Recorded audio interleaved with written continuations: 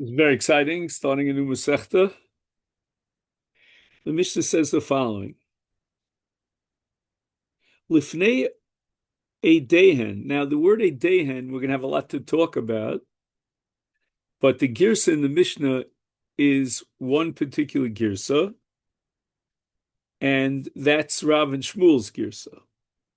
But we'll see that even between Rav and Shmuel, there seems to be a question about what the exact text of the Mishnah should read. But in any event, a dehem in this context not literally, but means their festivals. So they had an annual festival for idol worshippers, and they came to they came to their various sanctuaries to thank the idols for all the great benefits they got from the idols. And the Mishnah establishes an Isur D'Rabbanan Lifnei Eidehem for a 3-day period. Shalom Teikom Shloshis Yomim. So let's say on June 3rd, there's going to be a big celebration. So on June 1st, the Easter begins on Klal Yisrael that also loses v'loses imohem.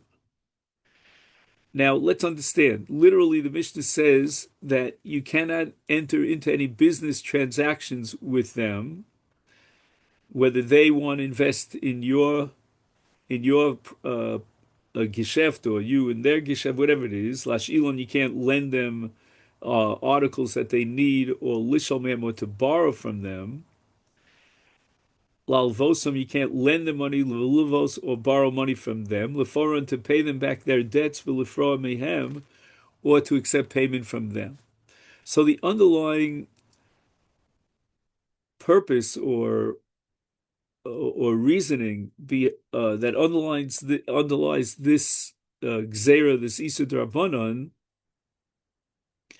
is not to bring joy to the idol worshippers before their celebration.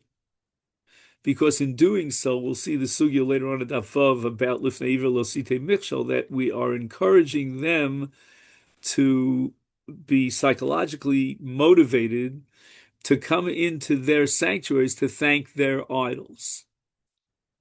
So that in principle, every single case here that's included in the Isur is something that brings joy to the idol worshippers. We cannot bring joy. Now, in some of the cases listed here, it's obvious why we're bringing joy. For example, lilvos mehem, you borrow money from a guy, he charges you interest. That's how he makes his parnasa. He's very happy about that. But on the other hand, lehalvosam, to lend them money, that's a little bit more confusing. Some Rishonim are going to say lehalvosam means without ribis, that you give them a free loan. That gets them very excited when they need money to invest. According to other Rishonim, even if you charge them ribis, which you're allowed to do, but nevertheless they get very excited about the fact that there are liquid assets that are available to them. So they don't mind paying the interest, but they're excited that they found a Jew who would lend them money. In business transactions, this is very good for the guy because he thinks the Jew is a brilliant entrepreneur. He has new startups, and it's really a good investment. And he has to come into his sanctuary to thank his gods. Now, in the case of Lash Ilan, that's very good because you're not charging any money. You're just lending them whatever they need. They're excited about that. But what's Lishol Mihem? And literally, Lishol Mihem means you're borrowing their utensils. You're not paying them any money for that. Why would they get excited about that? And apparently, what the Rishonim are going to say is that it's a certain quid per quo. In other words, if a Jew will borrow something from a guy, the guy realizes the Jew feels indebted to him, and there'll be a payoff down the line. He'll do something on his behalf. Rabbi Yehuda disagrees in one case. In a case where you're paying a debt back to them, repaying a debt, Yomim Porea Yochov to them, they're very excited about that. The Jew gave them the money back. He had lent the money, and he was good. If his credit was good. But Rabbi Yehuda has a problem with lifroa mihem, which means to accept payment from them. They're paying back their loans to the Jew of money that they borrowed from him. Why is that going to make the guy excited? And therefore, Rabbi Yehuda scratches that, and he says, nifroa mihem, you're allowed to receive payment for them, because on the contrary, mipnei shemeitzar hulo. So the opposite of simcha, of bringing joy to the guy, is bringing him to a state of tsar. And when he has to fork over a payment of a loan, that's not going to get him excited, says Rabbi Yehuda. That's going to get him upset, and therefore it's mutter. Now, on a deeper level, there must be something going on here in this machlok between the Chacham and Rabbi Yehuda, which we don't know about, because it sounds like the whole machlokas boils down to some sort of psychological issue, where the Jew, when he collects payment from the guy, is going to make the guy happy or sad. And the Chachamim respond here in our Mishnah to Rabbi Yehuda's argument, Amru lo, afal pi shebeitzu achshav samechu liachar zman. There's an initial sting, when you have to give back a debt and repay $100,000, that stings. And Rabbi Yehuda's right, that's going to be meitzar. But overall, when the guy feels relieved that he no longer is obliged to gather together the funds to the Jew, it's like when you pay your taxes, you do your tax returns and you send the check to the IRS, at that point you feel a little bit excited. I got that one thing off my head. So therefore the Rabbanan extend the Isur to include even the case of Lifro'am, and the Chacham say Samech Liachar Zman. Now the Gemara approaches the question of what is the correct text in our Mishnah. Rav Shmuel, there's going to be an argument here between Rav and Shmuel. We don't know who holds what, but Chad Toni Eidehen.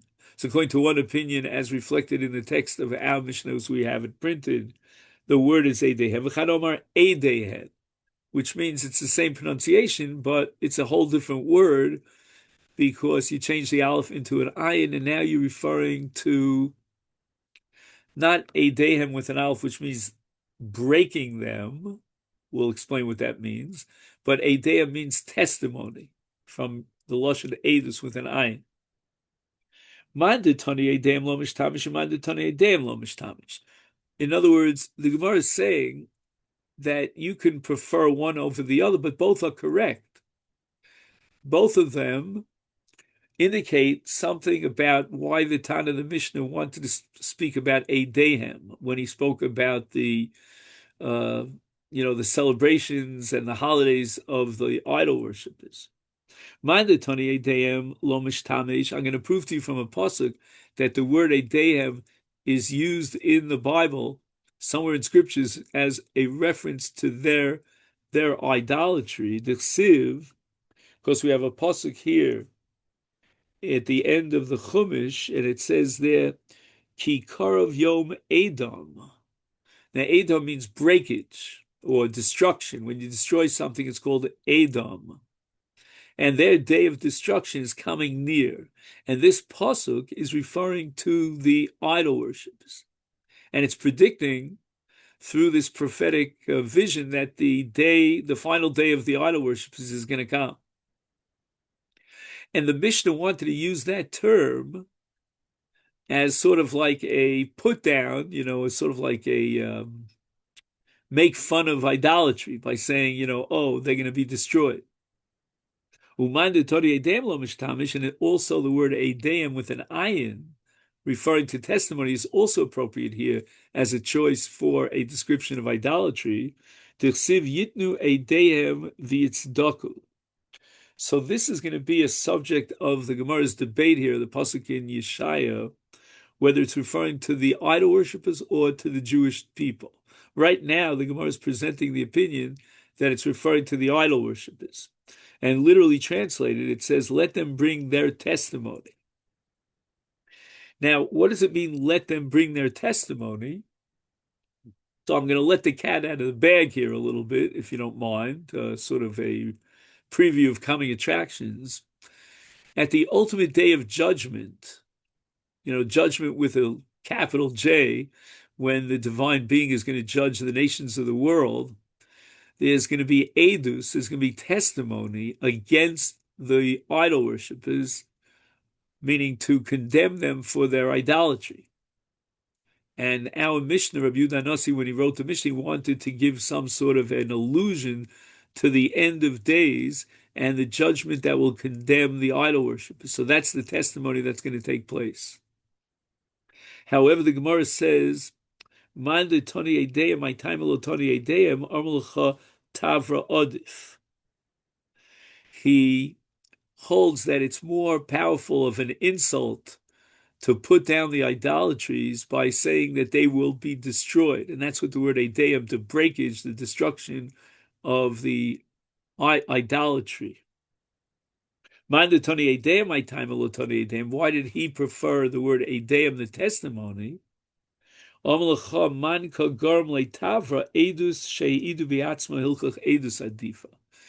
Rather than talk about the destruction itself, let's mention the cause of the destruction. And let's get back to the ultimate root of the destruction.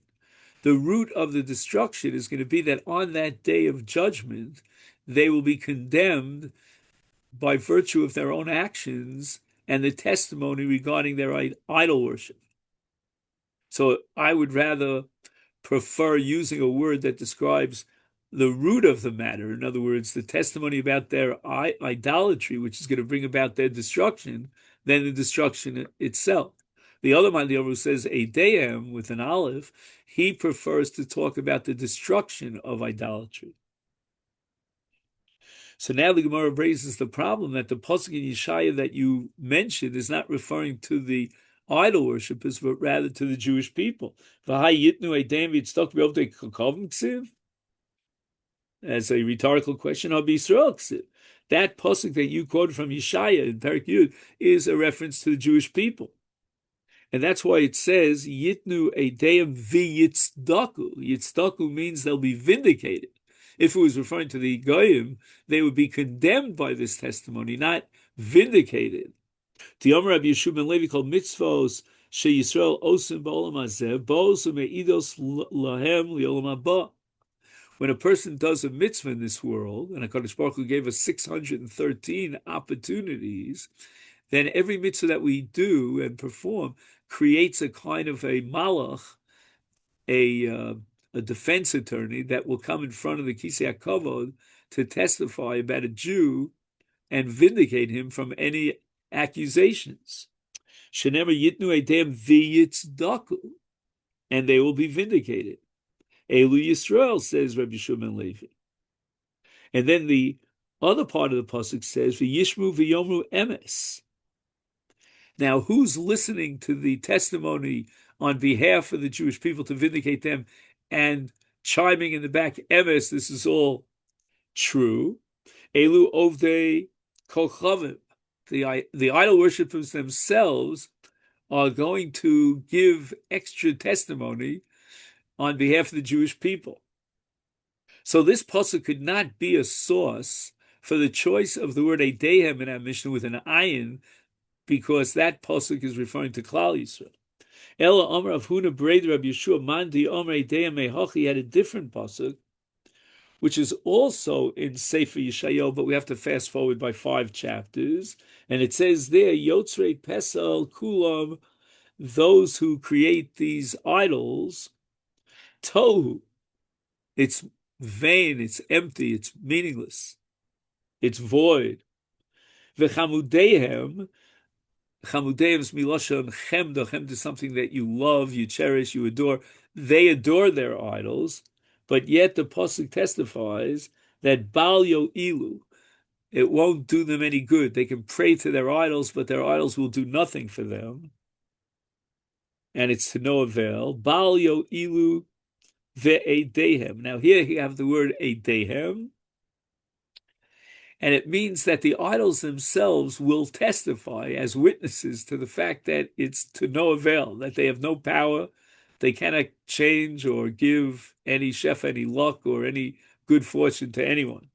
So therefore the word Eidehem is definitely used by scripture in context of idol worship. Torah Rabbi Chanina Bar Papa v'item Rav Simloi liosid lovo maybe HaKadosh Baruch Hu sefer Torah umenicho b'cheiko v'yomer l'mish asik b'zeh yovo v'yitol schara. On the ultimate day of judgment, HaKadosh Baruch Hu will take a sefer Torah and to indicate his love.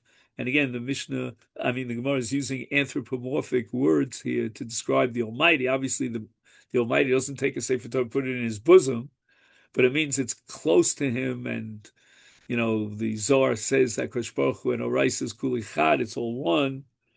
And God will declare, whoever fulfilled this, meaning fulfilled the Torah, come and get your reward.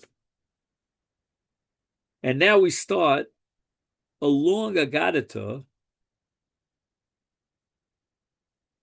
in which the idol worshippers come forward. We'll see one nation after the other to claim that they observed the Torah. Now, obviously, they didn't observe the Torah. But what they claim is that whatever they accomplished in this physical world was a preparation, a hechsher, which would facilitate the Jewish people to study their Torah. They gather together. First, they gather Irbuvia. Irbuvia means they're not separated by nations, but rather they're all this mixture of different nations together.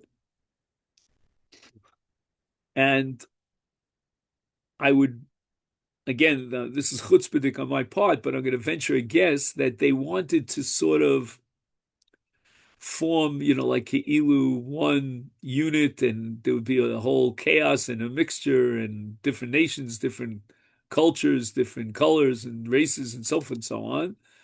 And that would Ke'ilu confuse HaKadosh Baruch Hu. So we could pull it over them. And how do we know, the Gemara says, that they came in this complete mixture, this balagan? Shenemar, because the pasuk says, and again, we're still in Yeshayahu and Navi, but now we're really towards the end of Yeshayahu. It says, Hagoyim nikbitzu yachta. They gathered together. God says, no, you're not going to get away with this. Al tikonsu lefane bervuya. Don't try to confuse me by showing this mixture, this disarray. El tikones kol uma vi every nation should come individually, v'sofreha, and its scholars, and put forth whatever argument that nation has, and God feels that he'll be able to counter any claim that they have for reward or vindication in judgment by attacking the nation itself. God wants to attack each nation. He wants every nation to be clear in their presence in front of the Almighty, so that each nation will hear exactly how God will condemn that nation.